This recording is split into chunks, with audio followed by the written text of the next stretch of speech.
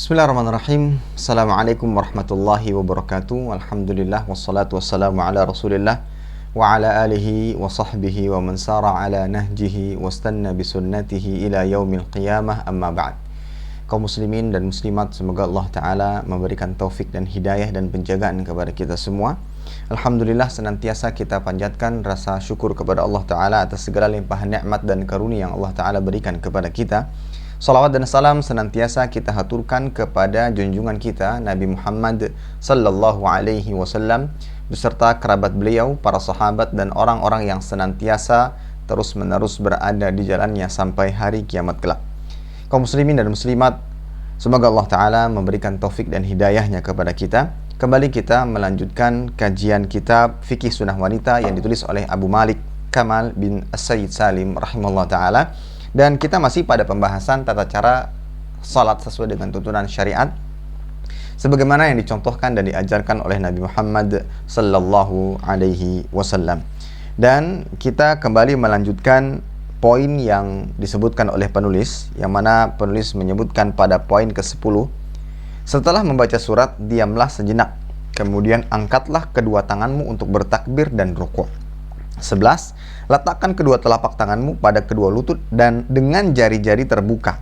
Letakkan kedua tangan di atas dua lutut dengan menatap atau menggenggam dengan mantap atau menggenggam keduanya. Jauhkan dua sikumu dari lambung badanmu, luruskan punggung, jangan merendahkan kepala dan jangan pula mengangkatnya. 12. Rukuklah dengan tumakninah atau tenang, kemudian bacalah subhana rabbiyal azim 3 kali atau zikir-zikir lainnya. Akan dijelaskan pada bab yang akan datang, dan engkau tidak dibolehkan membaca Al-Quran ketika ruku. Baik, kaum muslimin dan muslimat, semoga Allah Ta'ala merahmati kita semuanya.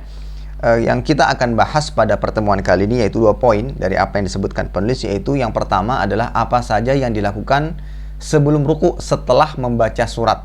Jadi ketika seseorang selesai membaca surat dalam rakaat, ya, baik rakaat pertama atau yang kedua, sebagaimana telah kita jelaskan di pertemuan sebelumnya, setelah seorang baca Al-Fatihah, kemudian dia membaca surat yang mudah baginya, kemudian setelah itu dia ruku. Namun sebelum ruku ada beberapa hal yang harus dilakukan, dan insya Allah akan kita jelaskan pada kesempatan kali ini. Nah, setelah itu baru dia ruku. Jadi ada 2 hal yang kita bahas. Yang pertama, apa saja yang dilakukan sebelum ruku setelah membaca surat, dan yang kedua adalah tata cara ruku. Baik, kaum muslimin dan muslimat yang Allah Subhanahu wa Ta'ala, jika kita perhatikan apa yang disebutkan oleh penulis, bahwa beliau mengatakan setelah membaca surat, diamlah sejenak, kemudian angkatlah kedua tanganmu untuk bertakbir dan rukuk. Baik, dari sini ada 3 hal yang dilakukan sebelum seseorang rukuk.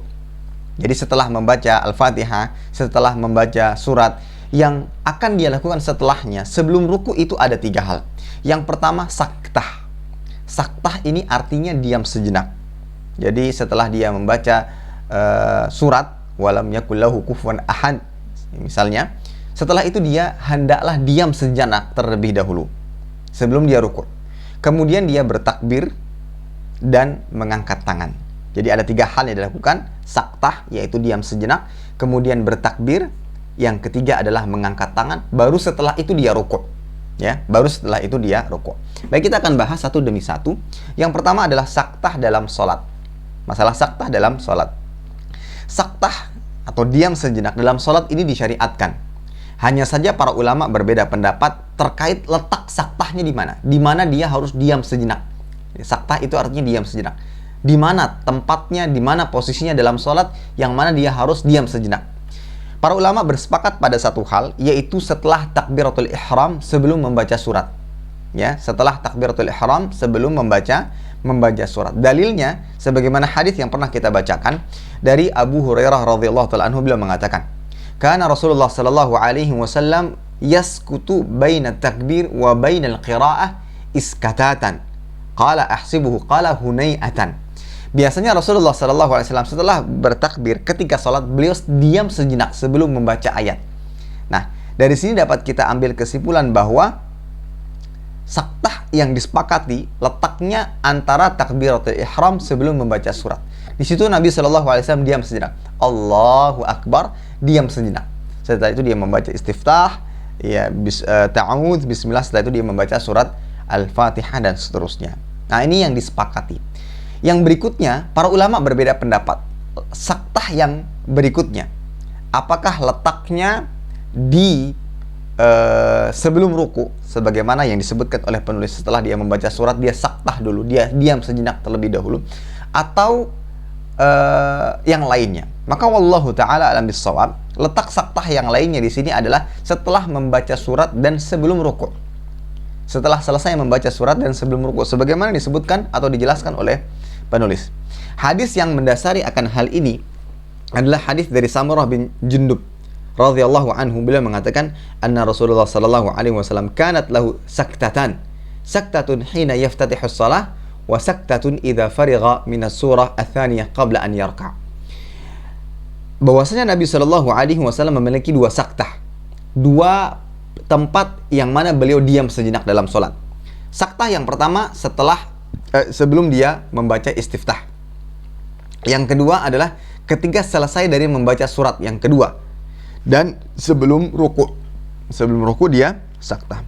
Hanya saja hadis ini dalam sanadnya diperselisihkan oleh para ulama, dan Ibnu Munzir mengatakan fi isnadihi maqal, dalam sanadnya dibicarakan, disebabkan karena Hasan itu belum pernah mendengarkan hadis ini dari Samurah, ya, dari Samurah radhiyallahu taala anhu. Dan Imam Ibnu Qayyim rahimahullah beliau mengatakan wa qad sahaha hadzal al-hadits saktatain min riwayat Samurah wa Ubay bin Ka'ab wa Imran bin Husain Abu Hatim. Hanya saja Abu Hatim telah mensahihkan hadis ini dari sahihnya. Namun hal ini termasuk dalam keumuman tuntunan Nabi Muhammad sallallahu alaihi wasallam, yang mana Nabi sallallahu alaihi wasallam disebutkan oleh Ummu Salamah radhiyallahu taala anha, beliau diam, ya, ketika membaca ayat. Dalam arti beliau memotong ayat-ayat ketika dia membaca surat. Disebutkan dalam hadis yang diriwayatkan oleh Imam Abu Dawud, Imam Ad-Darqutni, dan disahihkan oleh Syekh Al-Albani rahimahullah taala, karena Rasulullah sallallahu alaihi wasallam idza qara'a yuqatti qira'atahu ayah-ayah. Rasulullah sallallahu alaihi wasallam biasanya membaca Al-Qur'an dengan memotongnya satu ayat. Hal ini mengisyaratkan bahwa adanya saktah, ya, adanya saktah. Kemudian Syekh bin Baz rahimahullah taala mengatakan wasakta atsaniyah al-arjah ba'da nihayatil qira'ah qabla ruku' yasqutu qalilan saktatan latifatan. Dan saktah yang kedua, diam sejenak yang kedua, letaknya yang paling rajih kata beliau adalah setelah selesai membaca surat sebelum ruku', maka hendaknya diam sejenak dengan waktu yang sebentar. Tsumma yukabbir, kemudian dia takbir, dan setelah itu dia melanjutkan gerakan salat yang lainnya. Dan hal ini pula yang dijelaskan oleh Syekh Muhammad bin Shalih Al-Utsaimin rahimahullahu taala. Kesimpulannya, jadi setelah selesai membaca surat, ya, sebelum dia ruku, maka hendaknya dia diam sejenak terlebih dahulu. Seperti yang kita contohkan tadi, ketika dia membaca walam yakul lahu kufuwan ahad, dia diam sejenak terlebih dahulu, baru dia hendak ruku. Baik, setelah itu apa yang dilakukan? Dia bertakbir, ya, menuju ruku dia bertakbir terlebih dahulu, ya. Dan takbir yang dimaksud di sini bukan takbiratul ihram, tapi namanya adalah takbir intiqal. Takbir intiqal adalah takbir perpindahan. Dikatakan demikian karena takbir-takbir ini dilakukan ketika perpindahan dari satu gerakan kepada gerakan yang lainnya, ya, dari satu gerakan kepada gerakan yang lainnya. Baik. Dalil pensyariatannya adalah hadis dari Abu Hurairah radhiyallahu taala anhu, ia berkata, "Kana Rasulullah sallallahu alaihi wasallam idza qama ila shalah yukabbir hina yaqum, thumma yukabbir hina yarka', thumma yaqul sami'allahu liman hamidah hina yarfa'u sulbahu min ar-rak'ah, thumma yaqul wa huwa qa'im rabbana walakal hamd, thumma yukabbir hina yahwi, thumma yukabbir hina yarfa'u ra'sahu, thumma yukabbir hina yasjud, thumma yukabbir hina yarfa'u ra'sahu, thumma yaf'alu dhalika fi sholati kulliha hatta yaqdhiyaha." Kata Abu Hurairah radhiyallahu taala anhu, Rasulullah sallallahu alaihi wasallam ketika salat beliau bertakbir saat berdiri, dan maksudnya takbiratul ihram di awal, ya. Kemudian bertakbir ketika akan ruku, ya, ketika akan ruku. Kemudian mengucapkan sami Allahu liman hamidah, yaitu ketika ia mengangkat punggungnya dari ruku, itu i'tidal. Kemudian ketika sudah berdiri beliau mengucapkan rabbana walakal hamd. Kemudian beliau bertakbir ketika hendak sujud. kemudian bertakbir ketika mengangkat kepalanya bangun dari sujud, kemudian beliau bertakbir lagi ketika akan sujud, kemudian bertakbir lagi ketika akan mengangkat kepalanya bangun dari sujud, kemudian beliau melakukan hal itu dalam semua rakaat hingga selesai sholat. Hadis dikeluarkan oleh Imam Bukhari. Nah, ini dalil yang menunjukkan bahwa bertakbir, yaitu takbir intiqal, perpindahan antara satu gerakan dengan gerakan yang lainnya, itu disyariatkan. Kecuali satu gerakan, yaitu setelah seorang ruku menuju bangkit, ya, yaitu yang tidak, maka tidak mengucapkan takbir, tapi dia mengucapkan sami'allahu liman hamidah, sebagaimana dalil yang sudah kita sebutkan. Kemudian yang berikutnya adalah hukum takbir selain takbiratul ihram, ya. Takbiratul ihram sebagaimana sudah kita jelaskan rukun. Sementara takbir intiqal ini apa hukumnya? Para ulama berbeda pendapat. Ada yang mengatakan hukumnya sunnah, dan ini pendapat jumhur ulama. Ada yang mengatakan pendapatnya wajib, ya. Dan ada lagi yang mengatakan pendapatnya wajib dalam sholat fardu dan sunnah ketika sholat sunnah. Yang mengatakan wajib dalilnya adalah hadis yang sudah kita bacakan, bahwa Nabi SAW bertakbir dalam sholatnya, baik itu takbiratul ihram atau takbiratul intiqal. Kemudian didukung dengan hadis Nabi mengatakan, "Shallu kama ra'aitumuni usolli." Salatlah kalian sebagaimana aku salat. Praktek Nabi Shallallahu Alaihi Wasallam yang mana beliau juga takbiratul intiqal. Kemudian ada perintah agar kita salat sebagaimana Nabi Shallallahu Alaihi Wasallam salat. Ini menunjukkan perintah bahwa takbiratul intiqal itu bagian daripada perintah Nabi Shallallahu Alaihi Wasallam. Dan kaidah menyatakan bahwa al-amru yaqtadil wujub. Perintah itu menunjukkan akan kewajiban, ya.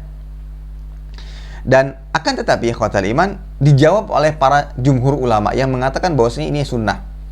Beliau mengatakan, para ulama mengatakan, jumhur ulama mengatakan, al-amrul mujarrad yadullu ala wujub illa liqarinatin sarifah. Ada kaidah fiqhiyah mengatakan perintah menunjukkan hukum wajib kecuali ada qarinah atau pendukung yang menyimpangkan dari hukum wajib tersebut. Nah, dalam hal ini ada qarinah nggak yang memalingkan dari hukum wajib menuju tidak wajib? Nah, di antara qarinahnya adalah bahwa tidak dinukilkan riwayat bahwa Nabi Shallallahu Alaihi Wasallam melakukan takbiratul intiqal secara terus-menerus. Kemudian yang kedua, ada riwayat yang mana para sahabat tidak atau pernah meninggalkan takbiratul intiqal. Takbir intiqal. Ada riwayat yang menunjukkan bahwa para sahabat meninggalkan takbiratul intiqal. Seperti hadis yang diriwayatkan Imam Bukhari dari Imran bin Husain, beliau mengatakan, qala shalla ma'a Ali radhiyallahu anhu bil Basrah, faqala dzakarna hadzal rajul salatan kunna nusalliha ma'a Rasulillah sallallahu alaihi wasallam, fadzakara annahu kana yukabbir kullama rafa'a wa kullama wada'. Dari Imran bin Husain, dia berkata bahwa ia pernah salat bersama Ali bin Abi Thalib di Basrah. Ia berkata, orang ini mengingatkan kita pada cara salat yang biasa kita praktikkan bersama Rasulullah SAW. Dan dia menyebutkan bahwa yang dimaksud adalah beliau senantiasa bertakbir ketika naik dan ketika turun. Nah, hadis ini menunjukkan bahwa sebagian sahabat meninggalkan takbir intiqal, sampai disebutkan bahwasanya ada sahabat yang mengingatkan mereka bahwa apa yang dilakukan oleh Nabi SAW itu adalah takbir intiqal. Nah, hal ini menunjukkan bahwa takbiratul intiqal tidaklah wajib atau rukun, tapi dia sunnah. Begitu pula dalam dalil lain dari Abi Salamah, anna Abu Bakar kana yukabbir fi shalah kullama rafa'a wa wada', faqulna ya Aba Hurairah ma hadha takbir, qala innaha la salatu Rasulillah sallallahu alaihi wasallam. Dari Abu Salamah bahwasanya Abu Hurairah bertakbir dalam salat setiap kali naik dan setiap kali turun. Ya, gerakan naik, gerakan turun beliau bertakbir. Maka kami pun bertanya, wahai Abu Hurairah, takbir apa ini? Maka beliau menjawab, ini adalah cara salat Rasul sallallahu alaihi wasallam. Abu Salamah ini salah seorang tabi'in. Maka athar ini menunjukkan bahwa sebagian tabi'in ini tidak bertakbir intiqal. Nah, dari keterangan-keterangan ini kita ketahui bahwa para salaf memahami bahwasanya takbir intiqal bukanlah perkara yang wajib. Dan ini masyhur di antara mereka. Dan terus-menerus difahami demikian, ya. Maka wallahu a'lam bishawab, maka ini pendapat yang lebih tepat bahwa takbir intiqal tidaklah wajib, tapi dia sunnah. Baik, wallahu a'lam. Nah, ketika takbir, apakah dipanjangkan atau tidak? Seperti ketika seseorang hendak bangkit dari sujud, ya. Sujud menuju berdiri. Kan itu ada jarak yang cukup panjang antara dia sujud dengan berdiri. Sehingga ada sebagian yang memanjangkan takbirnya. Allahu Akbar, panjang. Ya. Apakah ini disyariatkan atau tidak? Dalam hal ini ada perbedaan pendapat di kalangan para ulama. Yang berpendapat bahwa disyariatkan untuk dipanjangkan diantaranya dari Imam An-Nawawi dan Imam Ar-Rafi'i, yang mana keduanya adalah dari ulama Syafi'iyah. Imam An-Nawawi mengatakan bahwa dalam hadis yang menyatakan bahwa Nabi Shallallahu Alaihi Wasallam bertakbir, yaitu takbiratul intiqal, hadza dalilun ala muqaranati takbir li hadhihi al-harakah wa bastihi 'alaiha fayabda'u bitakbir hina yashra' fil intiqal ila ruku' wa yamudduhu hatta yasila hadd ar-raqi'in. Kata Imam An-Nawawi, takbir-takbir Nabi Shallallahu Alaihi Wasallam dalam gerakan-gerakan sholat ini menunjukkan bahwa takbir itu mengiringi gerakan sholat. Ya, kan disebutkan bahwa Nabi bertakbir ketika hendak ruku. Nah, kata beliau, ini menunjukkan bahwa takbir itu mengiringi gerakan-gerakan sholat dan dilakukan sepanjang gerakan perpindahan tersebut. Takbir dimulai ketika seseorang mulai bergerak untuk ruku misalnya, dipanjangkan sampai dia dalam posisi ruku. Nah, ini menurut pendapat Imam An-Nawawi rahimahullahu ta'ala. Hanya saja pendapat ini disanggah oleh banyak para ulama. Di antaranya yang menyanggahnya adalah salah seorang juga di antara ulama Syafi'iyah juga, yaitu Imam Al-Hafidz Ibnu Hajar Al-Asqalani rahimahullahu ta'ala, yang mana beliau tidak berpendapat demikian. Beliau memberikan komentar bahwa hadis Abu Hurairah radhiyallahu ta'ala anhu itu tidak menunjukkan anjuran tersebut. Ya, tidak sharih bahwasanya hadis dari Abu Hurairah yang menyatakan bahwa Nabi bertakbir intiqal tidak ada dalamnya yang menunjukkan bahwa Nabi memanjangkan takbirnya. Kemudian Imam Asy-Syan'ani juga mengatakan wa zahiru qawlihi yukabbiru hina kadza wa hina kadza anna at-takbir yuqarinu hadhihi al-harakah fayashra'u fi at-takbir inda ibtida'ihi lirrukun wa amal qawl bi annahu yamuddu at-takbir hatta yatim al-harakah fala wajha lahu bal ya'ti bil lafzi min ghairi ziyadah ala adaihi wala nuqsan min. Yang benar pernyataan Abu Hurairah bahwa beliau bertakbir ketika bergerak menunjukkan bahwa takbir mengiringi gerakan salat, sehingga disyariatkan untuk bertakbir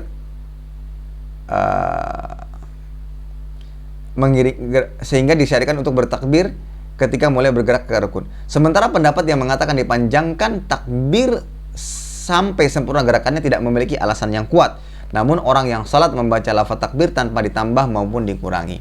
Jadi wallahu a'lam bishawab, yang benar menurut dari Imam As-San'ani bahwa ketika hadis dari Abu Hurairah tadi bahwa Nabi sallallahu alaihi wasallam bertakbir ketika gerakan ini, bertakbir ketika gerakan ini menunjukkan bahwa takbir itu mengiringi gerakan di awal, ya, di awal, ya, ketika dia bergerak.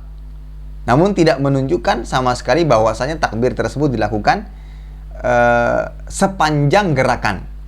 Dan hal ini dikuatkan lagi oleh pendapat salah seorang ulama tabi'in, ya, Ibrahim An-Nakhai. Beliau mengatakan at-takbir jazmun wassalamu jazmun. Takbir itu jazm dan salam itu jazm. Dan yang dimaksud dengan jazm di sini adalah tidak dipanjangkan.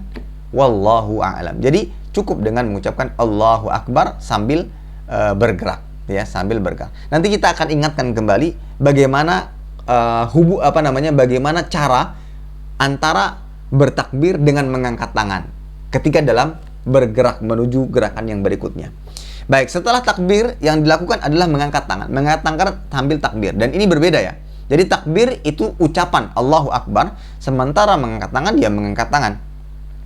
Dan sebagaimana yang sudah kita bahas di pertemuan yang lalu bahwa ini disyariatkan, mengangkat tangan ini disyariatkan dengan dalil dari hadis yang diriwayatkan Imam Bukhari, anna Nabi sallallahu alaihi wasallam kana yarfa'u yadayhi hadwa mankibai idza iftataha as-shalah wa idza kabbar lirruku' wa idza rafa'a ra'sahu min ar-ruku'. Dan Nabi sallallahu alaihi wasallam biasanya ketika memulai salat, ketika takbir untuk ruku' dan ketika mengangkat kepada setelah ruku', beliau mengangkat kedua tangannya setinggi pundaknya.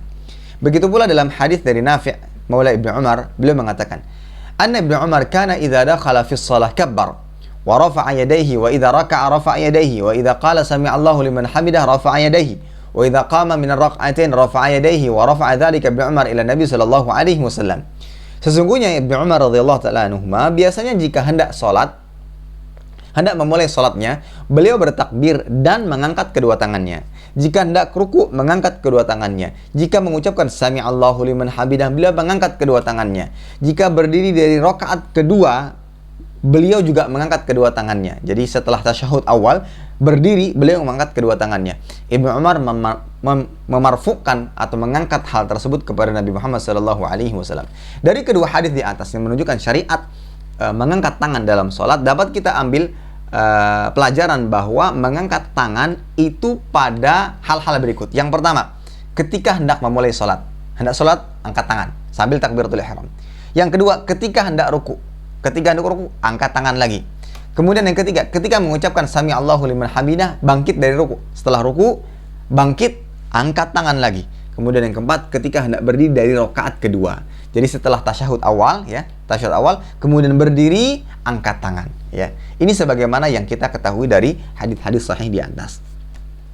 Adapun terkait hukum, wallahu ta'ala bishawab, pendapat yang tepat adalah sunnah. Sebagaimana telah kita bahas, terdapat nukilan dari Ibnu Munzir bahwa beliau menukilkan ijma' ulama bahwa mengangkat tangan ketika takbiratul ihram itu hukumnya sunnah. Dan Imam Ibnu Utsaimin juga mengatakan raf'ul yadain inda takbiratul ihram wa inda ruku' wa inda raf' minhu wa inda al-qiyam min at-tasyahhud al-awwal sunnah. Mengangkat tangan ketika takbiratul ihram, ketika ruku, ketika i'tidal, dan ketika bangkit ke rakaat ketiga dari tasyahud awal, hukumnya adalah sunnah. Hanya saja, walaupun sunnah, sebagai seorang muslim tidaklah pantas untuk meninggalkannya. Dia terus mengejar amalan-amalan walaupun itu sunnah.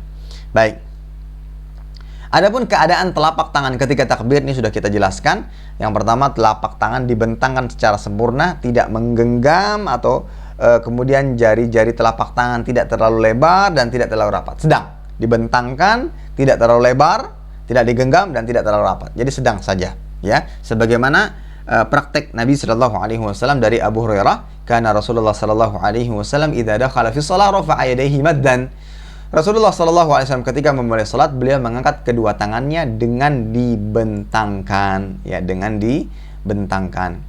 Kemudian dalam hadis yang lain, kana idza qama ila shalah qala hakadha wa asyara wa Abu Amir biyadihi wa lam yufarrij baina asabihi wa lam yadhummahu. Biasanya Nabi sallallahu alaihi wasallam jika salat, beliau begini-begini. Abu Amir perawi hadis mengisyaratkan dengan gerakan tangannya. Beliau tidak membuka jari-jarinya dan tidak merapatkannya. Hadis ini dikeluarkan oleh Imam Ibnu Khuzaimah. Kemudian telapak tangan dihadapkan ke arah kiblat. Memang tidak ada dalil sharih, tidak ada dalil sharih yang menunjukkan akan hal ini. Ada hadis tapi lemah. Namun berdasarkan keumuman firman Allah Subhanahu wa taala, "Qad nara taqalluba wajhika fis sama, falanwalliyannaka qiblatan tardaha, fawalli wajhaka syatral masjidil haram, wa haitsu ma kuntum fawallu wujuhakum syatra." Sungguhnya kami sering melihat mukamu mengendahkan ke langit, maka sungguh kami akan memalingkan kamu ke kiblat yang kamu sukai. Palinglah mukamu ke arah Masjidil Haram, dan di mana saja kamu berada, palingkanlah mukamu ke arahnya. Ya, sebagian ulama berdalil dengan keumuman dalil hadis ini. Dan terdapat athar dari Ibnu Umar yang mana annahu kana idza kabbar istahabba an yastaqbila bi ibhamihi al-qiblah. Ibnu Umar biasanya ketika bertakbir beliau menyukai menghadapkan kedua ibu jarinya ke arah kiblat. Wallahu ta'ala bishawab. Yang ini termasuk yang dianjurkan. Jadi ketika takbir menghadapkan kedua tangan kita ke arah kiblat, ya. Dianjurkan, ya, atau sifatnya boleh dikerjakan. Kemudian yang ketiga, dalam mengangkat tangan diangkat setinggi pundak atau telinga. Ini sudah kita sampaikan juga di pertemuan atau di kesempatan sebelumnya. Disebutkan dalam hadis yang diriwayatkan Bukhari dan Muslim dari Ibnu Umar, anna Rasulullah sallallahu alaihi wasallam kana yarfa'u yadayhi hadwa mankibaihi idza iftataha shalah. Bahwa Nabi sallallahu alaihi wasallam mengangkat kedua tangannya setinggi pundak ketika beliau mulai salat. Setinggi pundak seperti ini. Setinggi pundak. Atau dalam riwayat yang lain dari Malik bin Al-Huwairits, diriwayatkan oleh Imam Nasa'i dan yang lainnya, ra'aitu Rasulullah sallallahu alaihi wasallam yarfa'u yadayhi idza kabbar wa idza raka'a wa idza rafa'a ra'sahu min ar-ruku' hatta balaghata furugha udhunai.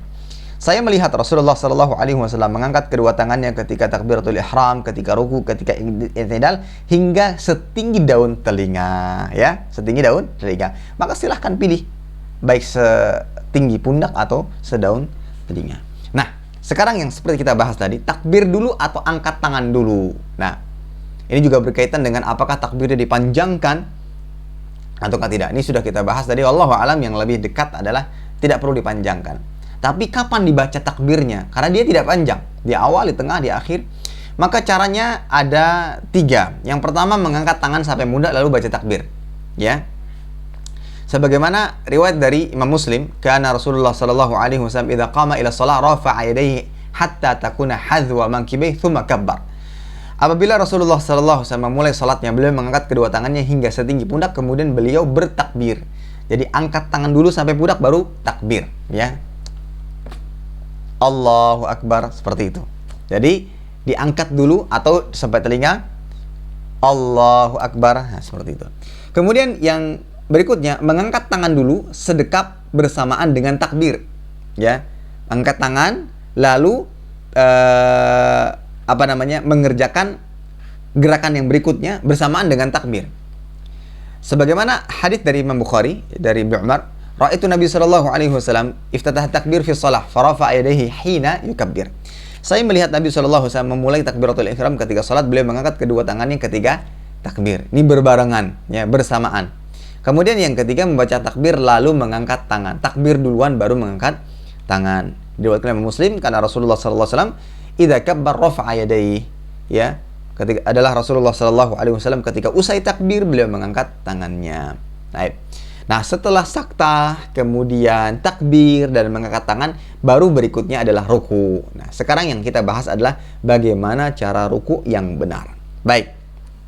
Kaum muslimin dan muslimat, semoga Allah Ta'ala menjaga kita. Ruku ini disyariatkan di dalam sholat, yaitu setelah berdiri membaca Al-Quran, kemudian bertakbir intiqal, baru setelah itu ruku, ya. Dan ini disyariatkan sebagaimana dalam sebuah hadis Nabi sallallahu alaihi wasallam mengatakan, berkata atau bersabda menasihati kepada seseorang yang keliru salatnya. Beliau mengatakan, idza qumta ila shalah fakabbir waqra' ma tayassara ma'aka minal Qur'an thumma rka' hatta tatma'inna raqi'an.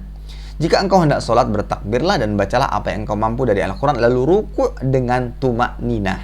Nah, hadis ini menunjukkan bahwa ruku bagian daripada rukun sholat, yang mana jika ditinggalkan maka tidak sah sholatnya. Ya, baik.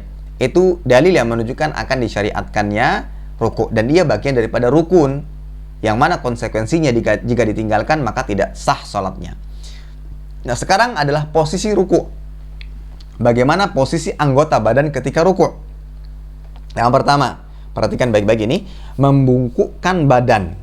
Jadi badannya dibungkukkan, ya. Sebagaimana dalam hadis dari Abu Humaid As-Sa'idi radhiyallahu ta'ala beliau mengatakan, "Ana kuntu ahfadzukum li salati Rasulillah sallallahu alaihi wasallam. Ra'aituhu idza kabbara ja'ala yadayhi hidha'a mankibayhi wa idza raka amkana yadayhi min rukbatayhi thumma hasara dhahrahu."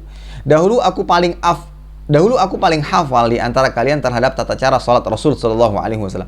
Aku melihat beliau ketika bertakbir, beliau menjadikan kedua tangannya sejajar dengan pundak lalu membungkukkan badannya. Jadi posisinya adalah membungkukkan badannya. Ini ketika ruku, membungkukkan badannya. Syahid hadisnya apa? Wa thumma hasara dhahrahu, membungkukkan badan. Kemudian yang kedua, posisi punggung tegak lurus dengan kaki, ya. Posisi punggung tegak lurus dengan kaki, tidak miring atau tidak terlalu membungkuk, tapi tegak lurus, ya. Berdasarkan hadis dari Ali bin Abi Thalib radhiyallahu taala anhu, dikeluarkan oleh Imam Ahmad, kana Rasulullah sallallahu alaihi wasallam idza raka'a law wudi'a qaduhun min ma'in ala dhahrihi lam yuharaq. Biasanya Rasulullah sallallahu alaihi wasallam jika ruku, andaikan diletakkan wadah air di atas punggungnya tidak tumpah, ya. Tidak tumpah. Hadis ini dikeluarkan oleh Imam Ahmad. Memang ada sisi kelemahan dalam hadis ini, akan tapi dengan keseluruhan jalan yang ada maka hadis ini menjadi kuat. Jadi bisa diamalkan. Jadi salah satu tata cara atau posisi badan ketika ruku adalah punggungnya tegak lurus. Ini punggung kita ini, ya, tegak lurus. Sampai lurusnya itu diibaratkan ketika ada yang meletakkan wadah air di atas punggungnya, ya, itu tidak tumpah. tidak miring, tidak tumpah, ya, dia betul-betul lurus. Jadi keliru ketika ada yang posisi punggungnya seperti ini atau terlalu membungkuk, tapi dia harus lurus seperti ini. Ya, silahkan nanti dipraktekkan masing-masing. Kemudian yang ketiga, kepala sejajar dengan punggung, tidak mendongak atau tidak terlalu menunduk. Jadi dia sejajar, ya. Jadi dia sejajar berdasarkan hadis dari Abu Humaid As-Sa'idi, "Idza raka'a amkana kaffaihi min rukbatayhi wa faraja baina asabi'ihi thumma hasara dhahrahu ghairu muqni'in ra'sahu wala safihin bi khadhihi." Rasulullah Shallallahu Alaihi Wasallam jika ruku beliau meletakkan kedua telapak tangannya pada lututnya dan membuka jari-jarinya sambil membungkukkan badannya dengan kepala yang tidak mendongak dan tidak mendekati pahanya.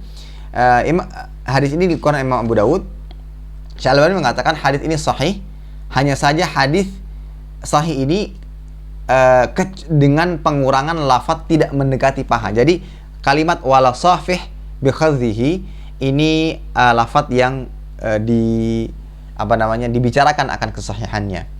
Dan dikuatkan lagi dengan hadis dari Aisyah radhiyallahu taala anha, wa kana idza raka' lam yukhsis wa lam yushkhis ra'sahu wa lam yusawwibhu walakin baina dzalik. Rasulullah sallallahu alaihi wasallam jika rukuk beliau tidak meninggikan atau menunggakkan kepalanya dan tidak juga merendahkannya, itu terlalu membungkukkan, namun di antara keduanya. Hadis dikeluarkan Imam Muslim. Jadi betul-betul tegak lurus dengan punggung, ya.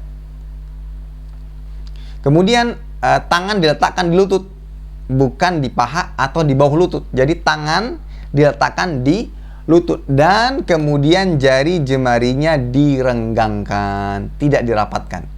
Jari jemarinya direnggangkan dan tidak dirapatkan berdasarkan hadis idza raka'a amkana kaffaihi min rukbatayhi wa farraja baina asabi'ihi. Rasulullah sallallahu alaihi wasallam jika ruku beliau meletakkan kedua tangannya dan pada lututnya dan membuka jari-jarinya. Hadis dikeluarkan oleh Imam Abu Dawud.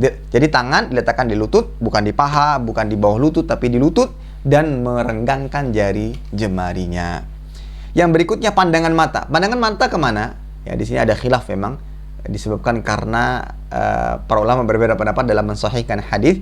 Maka wallahu alam bisawab, walaupun posisi kepala kita tidak terlalu mendongak, tidak terlalu menunduk, mata diusahakan tetap memandang ke arah sujud, ya, memandang ke arah tempat sujud.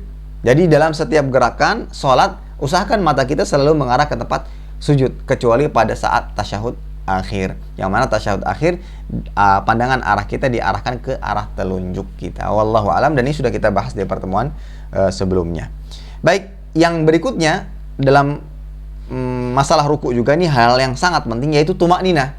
Tumakninah, hal ini berdasarkan hadis tsummarka hatta tatma'inna raki'an, dan lalu rukuklah dengan tumakninah. Sehingga para ulama mengatakan tumakninah ini bagian daripada rukun, dan dalam ruku harus tumakninah, ya. Harus tumakninah.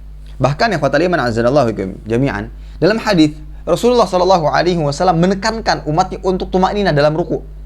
Seperti dalam hadis yang diriwayatkan oleh Imam Bukhari dan Muslim, "Atimmur ruku' was sujud, fa walladhi nafsi bi yadihi inni la arakum min ba'di dhahri idza ma raka'tum wa idza ma sajadtum." Sempurnakan ruku' dan sujud, demi zat yang jiwaku berada di tangannya, sungguh aku benar-benar memperhatikan kalian di balik punggungku ketika kalian rukuk dan sujud. Jadi diperhatikan betul-betul oleh Nabi Shallallahu Alaihi Wasallam.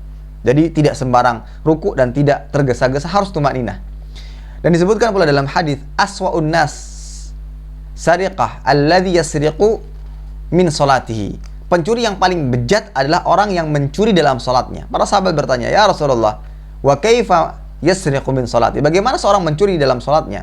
Faqal la yutim ruku'aha wa la sujudaha, la yutim ruku'aha wa sujudaha. Dia tidak menyempurnakan rukuk dan sujudnya, dalam arti tidak tumakninah rukuk dan sujudnya, ya. Maka ini penting sekali dalam masalah ini, ya, dalam masalah. Batasan tumakninah itu apa?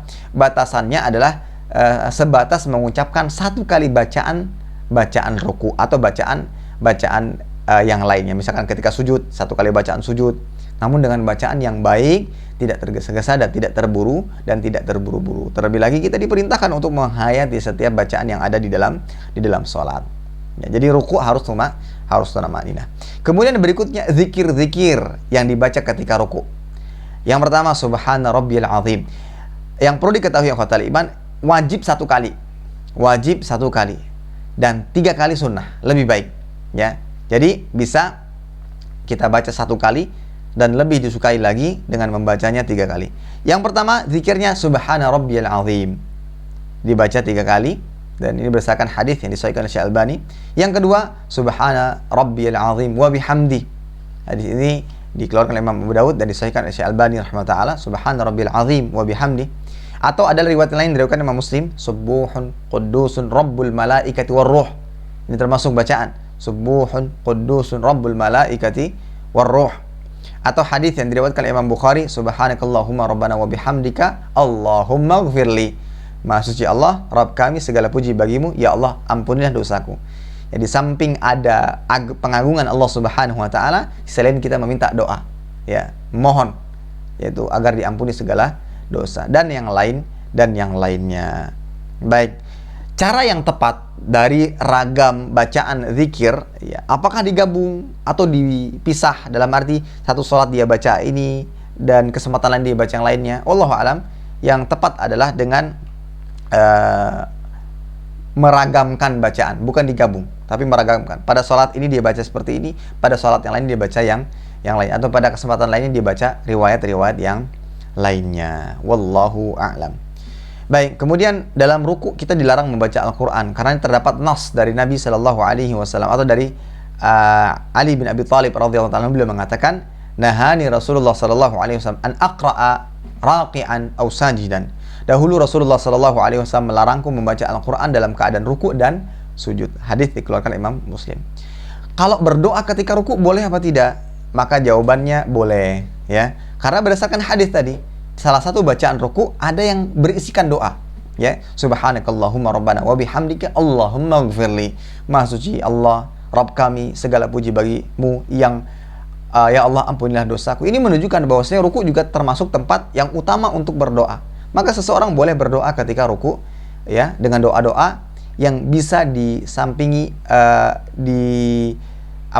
dengan didampingi dengan banyak mengagungkan Allah Subhanahu wa taala. Dan ini tidak menafikan hadis yang mana dalam ruku kita diperintahkan untuk banyak-banyak mengagungkan Allah Subhanahu wa taala. Karena doa ini bagian dari tambahan daripada pengagungan Allah Subhanahu wa taala, dan juga sebagaimana yang dipraktikkan oleh Nabi Shallallahu alaihi wasallam yang mana beliau juga berdoa. Ya, berdoa Allahumma ighfirli. Jadi boleh. Bagaimana doanya? Baik dengan yang terdapat dalam Al-Quran, tapi bukan dalam niatan membaca Al-Quran. Kita ingin memanjatkan doa, ataupun dalam hadis-hadis, atau mungkin dengan apa yang kita ingin tapi menggunakan bahasa Arab. Wallahu a'lam. Baik, saya rasa itu beberapa hal-hal yang berkaitan dengan ruku yang perlu kita perhatikan. Tadi ada 2 poin, ya. Yang pertama adalah yang dilakukan sebelum ruku setelah baca surat, ya, seperti saktah, kemudian dia bertakbir, yaitu takbir intiqal, kemudian mengangkat tangan, setelah itu dia ruku dengan tumakninah dan bacaan-bacaan yang telah disyariatkan oleh Nabi Shallallahu Alaihi Wasallam. Ini kiranya yang bisa disampaikan, mudah-mudahan bermanfaat. Kurang dan lebihnya mohon maaf. Kita tutup dengan doa kafaratul majelis. Subhanakallahumma bihamdika asyhadu an la ilaha illa anta astaghfiruka wa atubu ilaik. Wassalamualaikum warahmatullahi wabarakatuh.